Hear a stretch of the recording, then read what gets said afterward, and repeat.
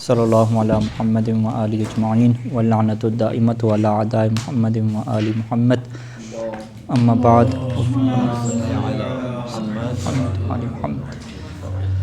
وفقنا اللہ و ایاکم للعلم والعمل الصالح انشاءاللہ تعالی۔ اچھا، یہاں سے جو عبارت ہے مصنف کی شرح میں کہ وقیدت الالف والتاء بزیادہ لیخرج نحو بیت و ابیات، گفتگو کا سیاق و سباق ہمارے لیے واضح ہے کہ ہم علامات اعراب جن کو فرعی ملتی ہیں ان میں سے جو اسماء کے ابواب ہیں، اسماء کے ابواب میں سے گفتگو کر رہے ہیں کہ جس اسم کی جو جمع ہے وہ الف اور تا سے بنائی جاتی ہے۔ باقی جو نحو کی کتابیں ہیں اس میں نحوی اتنے کہہ دیتے ہیں کہ ما جمع بالف و تاء، جس طرح الفیہ میں بھی ایسی ہے۔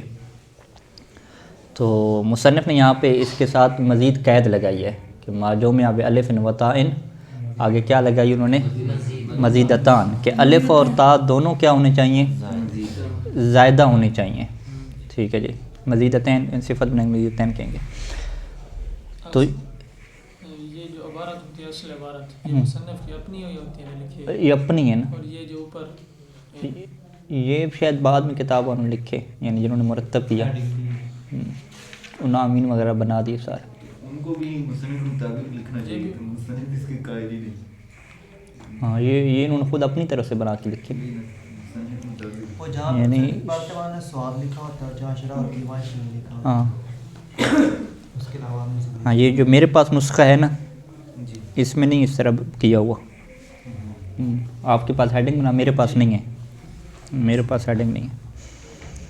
تو یہ جو ابھی کرباسی والا ہے نسخہ، اس کے اوپر یہ جم مؤنث سالم لکھا ہوا ہے نا، جی جی ہاں ہاں، تو یہ درست نہیں ہے، مصنف کے نظریے کے مطابق انہوں نے یہ عنوان باندھے ہی نہیں ہے، انہوں نے عنوان یہی باندھا ہے کہ ما جمع بالف و تاء مزیدتین، یوں عنوان باندھا ہے۔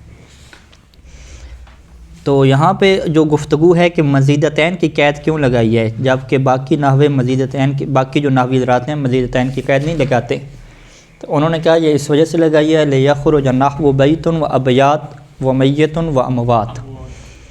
بیت کی جمع جو ابیات آ رہی ہے، تو اس ابیات کو اگر ہم نے اعراب دینا ہوگا تو علامت اعراب یہاں پہ اصلی ہوگی یا فرعی ہوگی، سوال یہ ہوگا۔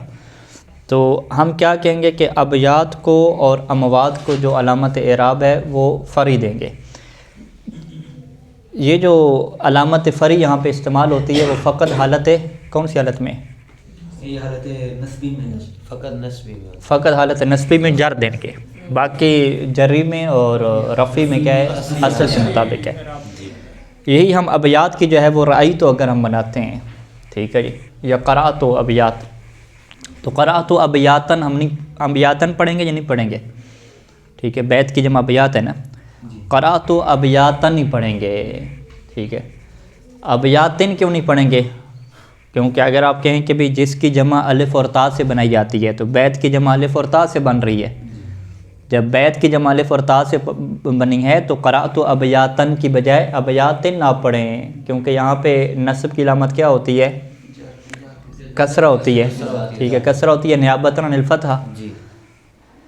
لیکن ایسا کیوں نہیں پڑھیں گے؟ اس وجہ سے کہ اس کی جو الف اور تا ہے، اس میں سے جو تا ہے نا اور الف، یہ دونوں جو ہے وہ زیادہ ہیں یا زیادہ نہیں ہیں؟ کہتے ہیں کہ نہیں، یہ جو اس میں الف ہے یہ تو زیادہ ہے ابیات میں، لیکن جو تا ہے یہ زیادہ نہیں ہے، بلکہ اس کی اپنی جو لام الفعل ہے وہ والی ہے۔ اسی طریقے سے میت اور اموات میں بھی ہے کہ اموات میں جو تا ہے یہ بھی کیا ہے؟ اصلی ہے، یعنی فإن تاء فیہما اصلیۃ، ان دونوں میں تا کیا ہے جی؟ اصلی ہیں۔ فینصبان بالفتحۃ علی الاصل، پس اصل کی بنیاد پہ انہیں نصب فتح کے ساتھ دیں گے۔ سکنت ابیاتن، یہ ابیات جو گھر کے معنی میں ہے کہ میں گھروں میں ٹھہرا، سکنت ابیاتن۔ حضرت امواتن، ٹھیک ہے، میں اموات کے پاس حاضر ہوا، حضرت امواتن۔ قرآن مجید سے آیت ہے کہ کنتم کا جو اسم ہے وہ تو تم ہو گیا، امواتن اس کی کیا آ رہی ہے؟ خبر آ رہی ہے، خبر منصوب ہوتی ہے تو علامت نصب کیا ہے؟ فتح کے ساتھ ہے۔ کنتم امواتن فاحیاکم، وکذالک یعنی اسی طریقے سے خارج ہو جائے گا نحو قضاتن و غزاتن، قضات اور غزات کی طرح کی مثالیں، ٹھیک ہے. فرق کیا ہے اس میں کہ فإن تا فیہما و ان کانت زائدۃ، اس میں تا تو زائدہ ہے قضات اور غزات میں، لیکن الا ان الالف فیہما اصلیۃ، مگر اس میں جو الف ہے وہ کیا ہے جی اصلی ہے ہمارے پاس، اس کے الٹ ہو گیا. لأنها منقلبۃ عن اصل، کیونکہ یہ جو الف ہے یہ اس کا جو اصل حرف تھا، اصل حرف سے کیا ہے تبدیل شدہ ہے.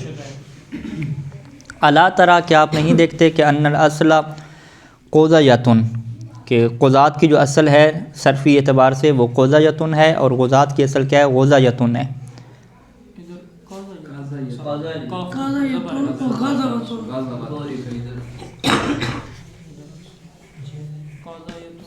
نہیں ویسے قضات اور غزات پڑھتے ہیں نا، جمع کیا ہے قضات لکھی ہوئی ہے آپ کے پاس، قضات لکھی ہوئی ہے اور غزات لکھی ہوئی تو قضات ہے تو پھر اصل قضیۃ اور غزیۃ ہونا چاہیے. ٹھیک ہے، قضیۃ اور غزوۃ.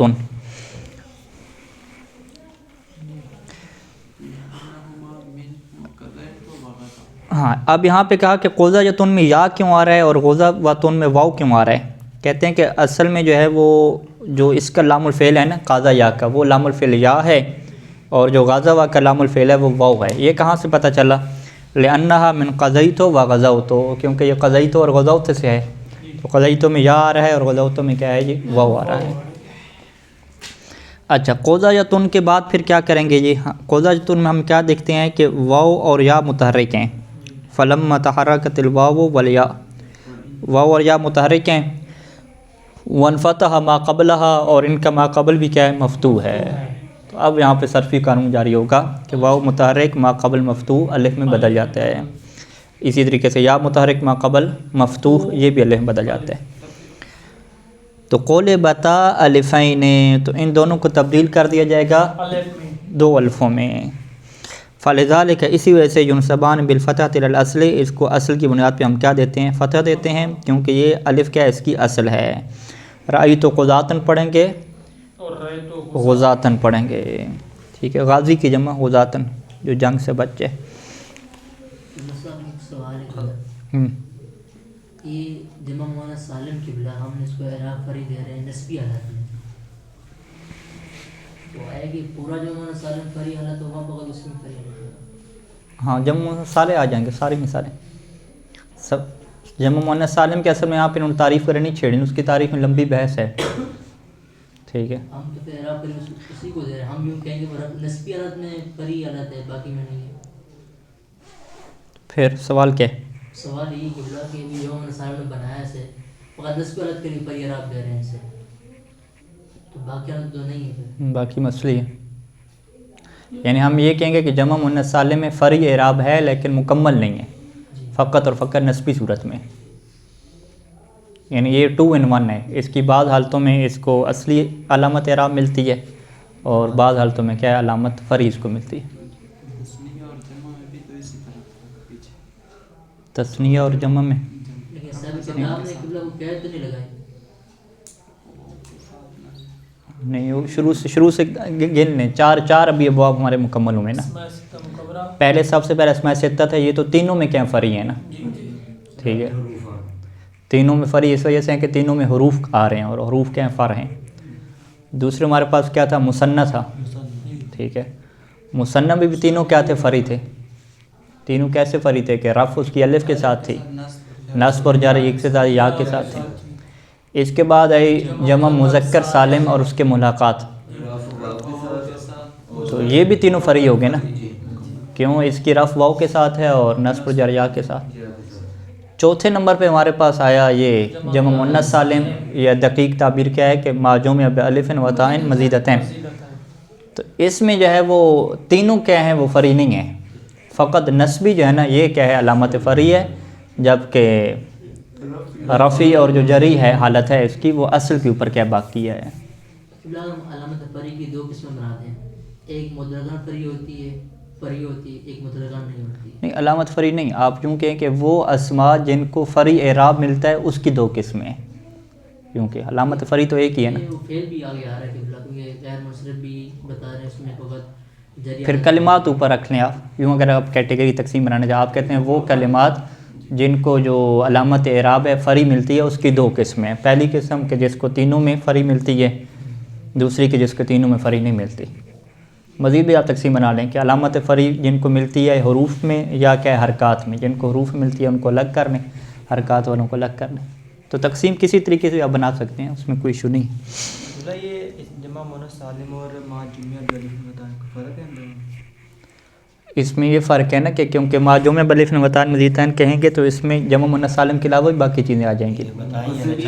ٹھیک ہے, ہاں یہی سوال جو ہے نا یہ پیپر میں آپ سے پوچھا جائے گا کہ مصنف نے جمع مؤنث سالم کی بجائے یہ تعبیر کیوں استعمال کی ہے کہ الف اور تا لگے, کیا فرق ہے. تو خود جواب مصنف نے اس کا ذکر کیا ہے. ہاں, تاکہ جمع مذکر کی کیا مثال انہوں نے دی ہے, دی ہے نا جمع مذکر کی الف اور تا کے ساتھ جس کی جمع تھی. ہاں, استبل کی جمع استبلات, حمام کی جمع حمامات جو آتی ہے. تو حمامات جو آ رہی ہے جمع مؤنث سالم تو نہیں ہے نا, واضح.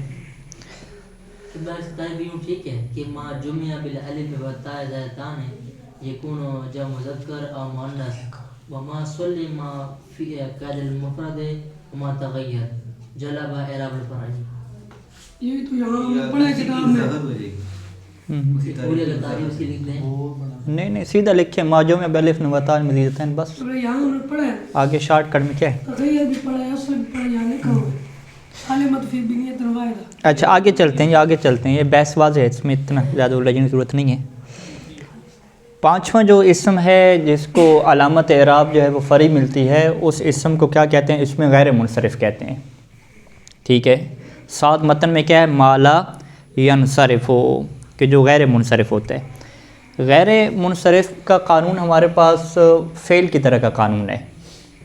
فعل میں کیا ہوتا ہے, جر نہیں ہوتی, اور فعل میں کیا ہے جی, تنوین نہیں ہوتی.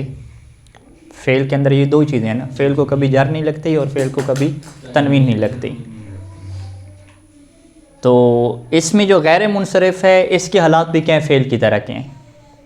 یہ آگے آئے گی بحث مکمل طور پہ نا. اس کو بحث کو کیا کہتے ہیں, اسباب منع الصرف. اسباب منع الصرف کو ابن ہشام نے بڑی تفصیل سے کیا ہے گفتگو کی ہے, وہ اپنی جگہ پہ آئے گی بعد میں تفصیل سے, جہاں پہ یہ بات واضح ہوگی کہ ہمارے پاس جو اسم فعل اور حرف ہیں ان میں سے جو اصل ہے قانون وہ ہمارے ذہن میں رہنا چاہیے کہ حروف میں اصل کیا ہے, مبنی ہونا ہے یا معرب ہونا ہے. ہم کہتے ہیں حروف میں اصل کیا ہے, مبنی ہونا ہے. ٹھیک ہے, حروف کو کوئی اعراب کی ضرورت نہیں ہوتی, ان کا تو اپنا معنی نہیں ہوتا. فعل میں اصل معرب ہونا ہے یا مبنی ہونا ہے. ٹھیک ہے, فعل میں اصل مبنی ہونا ہے. ٹھیک ہے, فقط مضارع اس سے کیا ہوتا ہے, خارج ہوتا ہے, اصل سے خارج ہوتا ہے. اور فعل میں اصل مبنی ہونے کی وجہ بھی ہم نے یہ بیان کی تھی کہ اس کے اپنے معنی ادا کرنے کے لیے مختلف صیغے موجود ہیں, تو ہمیں اور اس کو حرکات دینے کی ضرورت نہیں ہے. اسم میں اصل کیا ہے, معرب ہونا ہے. ٹھیک ہے, اچھا اب یہ جو اسم معرب ہوتا ہے نا, یہ ابھی ہم اسم کی قسم پڑھ رہے ہیں نا. اس میں معرب کی دو قسمیں کی جاتی ہیں. ایک اسم معرب وہ ہوتا ہے کہ جسے اسم معرب متمکن کہتے ہیں. متمکن کا مطلب وہ قادر ہے جی. ٹھیک ہے, یا منصرف اسے کہتے ہیں کہ وہ پھر جاتا ہے, اس کو جو ہے وہ جر بھی لگ جاتی ہے, تنوین بھی آ جاتی ہے, کوئی اس کو ٹینشن نہیں ہے. یعنی اسم معرب اس طریقے سے ہے کہ وہ منصرف ہے. منصرف ویسے تو گردان سے ہوتا ہے کہ جس کی گردان ہو جائے, لیکن یہاں گردان کے معنی میں نہیں ہوتا, یہاں اس معنی میں ہوتا ہے کہ اس کو سارے اعراب لگ سکتے ہیں, تمام علامات اعراب اس کے اوپر آ سکتی ہیں, حتیٰ کہ جر بھی آ سکتی ہے, اور اسی طریقے سے اس کے اوپر تنوین بھی آ سکتی ہے. اسی وجہ سے اس کو کیا کہتے ہیں, متمکن قادر. یعنی معرب میں جو اصل ہے کہ سارے اعراب. ٹھیک ہے, ہاں معرب جو ہے نا, اس میں معرب کیا ہے, جب آپ معرب کہہ رہے ہیں, معرب کیا ہے کہ سارے اعراب اس کو لگیں, اعراب کی تمام علامات اس کے اوپر ظاہر ہوں. تو یہ اس میں معرب کی کیا ہے, پہلی قسم ہوتی ہے. اس میں معرب متمکن بھی اسے کہتے ہیں, اس میں معرب متمکن, امکن بھی کہتے ہیں, زیادہ قدرت والا. ٹھیک ہے جی, اور اسی کو آپ منصرف بھی کہتے ہیں, اس میں معرب منصرف. ٹھیک ہے, بہت سارے اس کے نام ہیں. شارٹ کٹ میں ہم کیا رکھتے ہیں کہ وہ اسم جو معرب ہوتا ہے اس کی پہلی قسم کیا ہے, منصرف. منصرف کیا مطلب کہ جو جر کو بھی قبول کرتا ہے, تنوین کو بھی قبول کرتا ہے, اس کو کوئی ٹینشن نہیں ہے. ٹھیک ہے, اس کے پاس بڑی قدرت اور صلاحیت ہے آپ یوں کہہ دیں کہ وہ بڑا سخی ہے، ہر قسم کی علامت کو کیا ہے قبول کر لے گا۔ دوسرے نمبر پہ اسم جو معرب ہے، مبنی نہیں ہے معرب، لیکن وہ معرب اس طریقے سے ہے کہ جیسے فعل بعض وقت معرب ہو جاتا ہے، فعل مضارع جیسے معرب ہو جاتا ہے۔ کیا مطلب کہ معرب تو ہے لیکن وہ تمام پھر علامات اعراب کو قبول نہیں کرتا۔ وہ کہتا ہے میں معرب تو بن گیا ہوں لیکن میں جر کو قبول نہیں کروں گا، اور اسی طریقے سے میں جو ہے وہ تنوین کو بھی قبول نہیں کروں گا۔ تو ہم کہتے ہیں اچھا آپ معرب ہیں لیکن پھر متمکن نہیں ہیں، متمکن قدرت آپ کے پاس زیادہ نہیں ہے، آپ غیر متمکن ہیں۔ اسے کیا کہتے ہیں؟ اس میں معرب غیر متمکن، کہ ہے تو معرب لیکن غیر متمکن ہے، زیادہ قدرت نہیں رکھتا، یا اس کو کیا کہہ دیتے ہیں؟ غیر منصرف ہے، کہ یہ اس کو ہے وہ مختلف حالات پہ آپ نہیں پھیر سکتے حرکات کے اعتبار سے، علامات اعراب کے اعتبار سے، اسے کیا کہہ دیتے ہیں؟ غیر منصرف کہہ دیتے ہیں۔ غیر متمکن تو کہہ سکتے ہیں کہ متمکن کیا ہے کھلا کہہ سکتے ہیں اسے غیر متمکن نہیں ہے تو پر یہ رفیع حالت کو قبول کرتا ہے۔ نحوی میں انہوں نے بیان کیا تھا اس میں متمکن جتنے بھی اعراب ہیں یہ اسی کی قسم ہے، اس میں متمکن۔ تو کیا غیر منصرف کو غیر متمکن کہتے ہیں، متمکن کہتے ہیں؟ متمکن غیر منصرف کو، اور کس کو؟ منصرف کو غیر متمکن کہتے تھے یہ ضمیر ہے، یہ جو چیزیں اس میں موصولہ اس میں ضمیر مبنی نہیں مربوط، آٹھ سے غیر متمکن، اس کو متمکن ہی کہتے ہیں، اس کو متمکن کہتے ہیں۔ غیر منصرف یعنی غیر منصرف کو متمکن ہی کہتے ہیں، اور پھر متمکن غیر امکن ہوگا۔ جی غیر ہاں یوں اصطلاح یوں بنا لیں، لا مشاحت فی الاصطلاح ایک تعبیر استعمال ہوتی ہے کہ اصطلاح میں کوئی ایشو نہیں ہے۔ اس کا نام ہم یوں رکھ لیتے ہیں، اس میں متمکن غیر امکن، امکن زیادہ قدرت والا اور یہ کیا ہے؟ غیر امکن، جیسے عالم اور غیر عالم آپ کہتے ہیں، ٹھیک ہے، وہ مجتہد ہے عالم ہے اور یہ کیا ہے؟ غیر عالم ہے۔ تو اس میں منصرف کیا ہو جائے گا؟ امکن، ٹھیک ہے، اور یہ سے آپ کیا کہتے ہیں؟ غیر امکن کہتے ہیں، لیکن دونوں متمکن ہیں، دونوں کا آپ کیا نام متمکن کر دیتے ہیں۔ تو یہ جو وجوہات اور کہانی بنی کہ بھئی تھا تو اسم، تھا تو معرب، لیکن اس نے جر کو لینے سے انکار کر دیا، تنوین کو لینے سے انکار کر دیا، یہ وجہ کیا بنی اس کی؟ وہ کہتے ہیں اس کی وجہ یہ بنی ہے کہ جناب علی یہ فعل مضارع کے ساتھ کیا ہے؟ مشابہت پیدا کر لی ہے اس نے۔ فعل مضارع کے اندر بھی دو ایک ایسی علامتیں اس کے اندر موجود ہیں، دو احتیاجات اس کے اندر ایسی موجود ہیں کہ جس کی وجہ سے وہ معرب تو ہے لیکن ان دو مشکلات کی وجہ سے اسے آپ تمام اعراب نہیں دیتے۔ اسی طرح کی جو دو مشکلات ہیں وہ اسم کے اندر بھی کیا ہے؟ جمع ہو گئی ہیں۔ اب وہ دو کو کیا کہتے ہیں؟ اسباب منع صرف کہتے ہیں، ٹھیک ہے۔ فی الحال آپ اس کو اتنی سمجھ لیں، تفصیل اس کی جب ہم شروع کریں گے اسباب منع صرف تو وہاں پہ کیا بیان کریں گے۔ یعنی آپ کے ذہن میں کیا ہونا چاہیے کہ اس میں معرب غیر منصرف کی چونکہ فعل مضارع کے ساتھ مشابہت ہوئی، کس بات میں مشابہت ہوئی؟ کہ اس کے اندر بھی دو چیزیں پائی جاتی ہیں، دو مشکلات پائی جاتی ہیں، اور اس کے اندر بھی دو مشکلات پائی جاتی ہیں۔ اب وہ دو مشکلات کیا ہیں؟ ان کی تفصیلات کیا ہیں؟ وہ اسباب منع صرف کا کیا درس ہوگا، ٹھیک ہے، وہ وہاں پہ چیزیں کیا ہوں گی؟ واضح ہوں گی۔ تو یہ اس کا کیا ہے؟ اجمالی خلاصہ ہے کہ جس کی تفصیل بعد میں آئے گی، لیکن ابھی ہمارا جو مرکزی نقطہ ہے وہ یہاں پہ ہم اس کو نہیں دیکھ رہے کہ اس سے آپ نے جو ہے وہ غیر منصرف کیوں بنایا، اس کے اندر علامت کون سی تھی مشکل، اسباب منع صرف کیا ہوتے ہیں، وہ کیسی تبدیل کرتے ہیں، فرعی علامت کیا ہوتی ہے، اصلی کیا ہوتی ہے، ساری چیزوں کو سائڈ پر رکھیں۔ فی الحال ابن ہشام کا موقف یہ ہے کہ بھئی آپ اگلی پچھلی کہانیوں کو چھوڑیں، آپ اسی کہانی کے اوپر رہیں کہ اس میں غیر منصرف اگر منصوب واقعہ ہوتا ہے، اگر مجرور واقعہ ہوتا ہے، اگر مرفوع واقعہ ہوتا ہے تو علامت اعراب کون سی ہوگی اس کی، ٹھیک ہے جی۔ تو ہم کیا کہیں گے کہ اس کی علامت اعراب بعض صورتوں میں اصلی ہوگی اور بعض صورتوں میں فرعی ہوگی، بالکل کیا ہے؟ گزشتہ کی طرح، جمع مؤنث سالم کی طرح۔ اس کی اصلی کب ہوگی؟ جب یہ کیا ہوگا جی؟ مرفوع ہوگا، اور اسی طریقے سے کیا منصوب ہوگا۔ مرفوع اور منصوب میں اس کی علامت کیا رہے گی؟ اصلی رہے گی، یعنی رفع اس کی کیا ہوگی؟ ضمہ کے ساتھ ہوگی، اور نصب کیا ہوگی؟ فتح کے ساتھ ہوگی۔ لیکن مجرور میں آ کے کیا ہے؟ اس کی ٹینشن ہے، اس نے جر قبول نہیں کرنی، جیسے فعل جر قبول نہیں کرتا، فعل کے ساتھ اس کی مشابہت ہے تو یہ بھی کیا جر قبول نہیں کرے گا۔ تو پھر ہم کیا کہیں گے کہ جب اس کو مجرور کرنا ہوگا تو مجرور کی جگہ پہ آپ کیا دیں گے؟ علامت جر کیا ہوگی؟ فتح ہوگی، اور اس فتح کو ہم کیا کہیں گے؟ نیابتاً عن الکسرت، یعنی گزشتہ جو ہے نا اس کے الٹ ہے، ٹھیک ہے، وہاں پہ ہم کیا دیتے تھے؟ نصب کی جگہ پہ کسرہ دیتے تھے اور وہ کسرہ نیابۃ عن الفتح ہوتا تھا. یہاں پہ ہم جر کی جگہ پہ فتح دیتے ہیں اور یہ فتح کیا ہوتا ہے؟ نیابۃ عن الکسرہ ہوتا ہے. ٹھیک ہے، واضح یہ بات؟ بس یہ اتنی کیا اس کے اوپر فوکس رکھنے. مزید کیا ہے، ظاہری بات ہے ذہن میں سوالات پیدا ہوں گے، لیکن اس کو ہم اگلے درس کے لیے، جو اگلے درس سے مراد ہے کہ جب وہاں پہ پہنچیں گے انشاءاللہ اسباب من صرف، وہاں پہ کیا ڈیٹیل سے گفتگو ہوگی. اچھا، وما لا ينصرف فيجر بالفتحة نحو بأفضل منه، با جا رہا ہے، افضل کیا ہے جی؟ مجرور ہے، علامت جار اس کی کیا ہے؟ فتح ہے، نیابتاً عن الکسر ہے، لأنه من اسماء ممنوع من الصرف.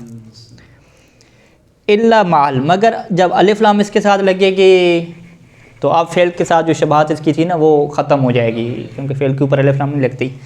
تو پھر وہاں پہ اس کی علامت جر اصلی آ جائے گی، یعنی بالافضل وہاں پہ کریں گے.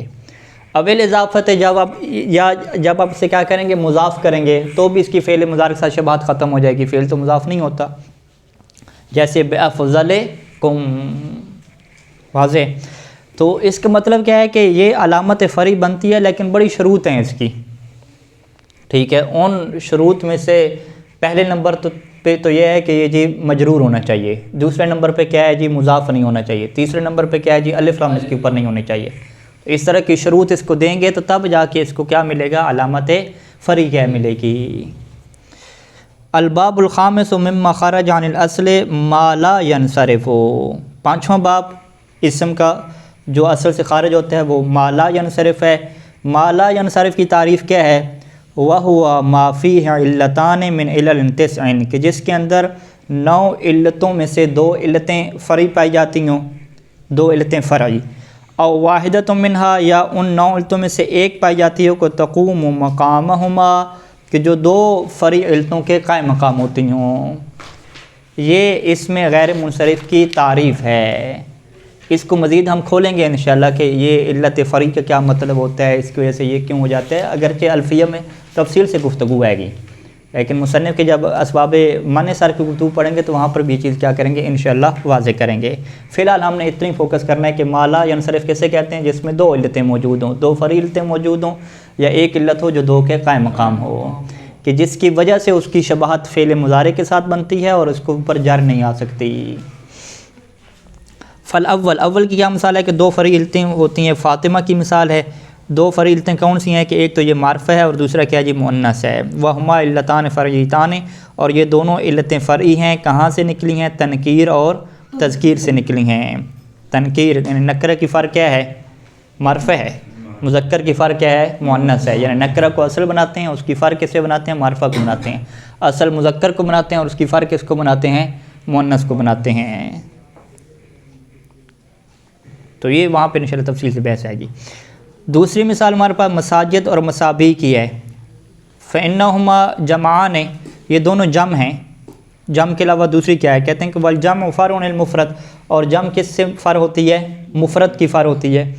وصیغتہما صیغۃ منتہى الجموع، اور ان دونوں کا صیغہ منتہى الجموع ہے. ایک جم مساجد کی جمع کیا ہے؟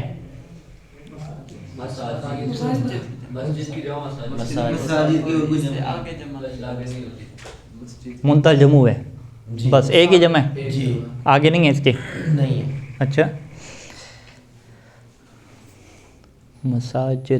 مساجد سے قبل کوئی نہیں ہے. پہلے تو ہو سکتی ہے نا، پہلے ہو سکتی ہے نا، اس کی پہلے کوئی نہیں ہے. مفتاح تو واحد ہے نا. اچھا، وہ ہیں مفاتیح، مفاعیل اور مفاعل ہوتی ہیں. مساجد یعنی مساجد کے بعد مساجد یعنی یہاں پہ نہیں ہے ہمارے پاس. ٹھیک ہے، مصابیح ہو سکتا ہے، ہو مصابیح کے بعد مصابیح. مختلف اوزان ہیں. نہیں، بعض جمع ہوتی ہیں نا، جم کے بعد جمع، جمع کے بعد جمع. اس کی کیا مثال ہے ہمارے پاس؟ ایک مثال ہوتی تھی مشہور، ابھی ذہن سے نکلی ہوئی. پہلے ایک جمع بنتی تھی، پھر دوسری جمع بنتی تھی، پھر اس طریقے سے آگے چلتے جاتے تھے نا. اچھا، بہرحال ومعنی ھذا، اس کا معنی کیا ہے کہ ان مفاعل و مفاعیل وقفت الجموع عندہما، کہ یہ جو مفاعل اور مفاعیل کا وزن ہے اس کی آپ پہ جمع کیا ہے ختم ہو جاتی ہے. وانتہت الیہما، استقاء کے جمع منتہی ہو جاتی ہے. فلا تتجاوزہما، جمع اس سے کیا ہے تجاوز نہیں کرتی. فلا یجمعان مرتن اخرى، دوبارہ ان کو کیا ہے جمع نہیں بنایا جا سکتا. بخلاف غیرہما من الجموع، جبکہ ان دونوں اوزان کے علاوہ، کون سے؟ مفاعل اور مفاعیل، ان دونوں اوزان کے علاوہ جو دیگر جموعات ہیں فإنہ قد یجمع، ان کی کبھی کیا بنا دی جاتی ہے؟ جمع بنا دی جاتی ہے. جیسے کلب ان کی جمع اکلب آتی ہے، لیکن اکلب سے پھر اکالب بھی چلی جاتی ہے. ٹھیک ہے، یہ مثال ہوں گی.